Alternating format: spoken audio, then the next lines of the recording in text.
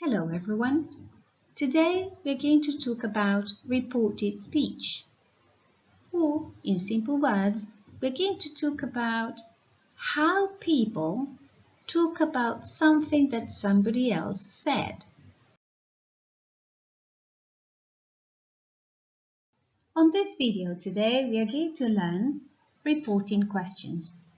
But in order to do that, first we need to distinguish between direct speech and indirect speech. A question in direct speech can be, does she like working in sales? The person is asking me directly. That person is addressing me. So I can say, yes, she does, or no, she doesn't. The conversation is between that person and me.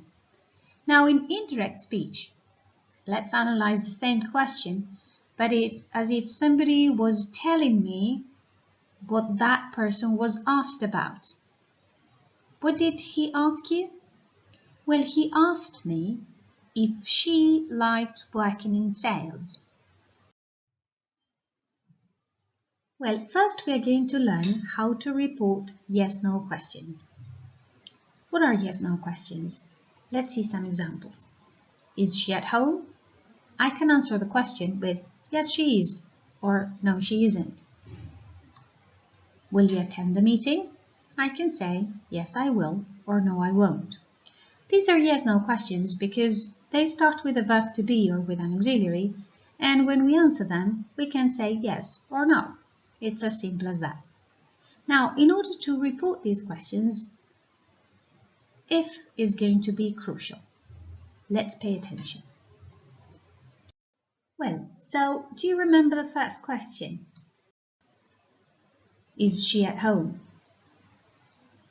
In order to report that question, we're going to say, he asked me if she was at home. See how present changed into past. So, original question, is she at home? And for reported speech, we changed the present into the past. He asked me if she was at home. Let's analyze question 2. Will you attend the meeting? And the reported version is, he asked me if I would attend the meeting. So here we see how will changed into would. Don't worry, we will give you a chart with all verb tense changes, okay? But in general, you will see that the rule is that all present tenses will change into past tenses, okay? Let's go little by little. Let's go back to question 1. Is she at home? And we reported it saying, he asked me if she was at home. One of the changes was the verb tense, remember? The present changed into the past. Now, another thing we need to remember, and which is very important, is that in indirect speech, we changed the question structure. You see that first we start with the verb to be, is she at home? We change it into a statement or affirmative sentence structure. She was at home. You see how the subject, she, was moved so that the sentence looks like an affirmative sentence. He asked me if she was at home. Okay, let's go on. Let's see some practical examples now. Remember that if is going to be crucial to report the following questions. Number 1, have you ever lived in London? 2, can you play a musical instrument? 3, will Peter assist you on that? 4, has Mary ever tasted Mexican food? Let's go one by one. Chris asked me if.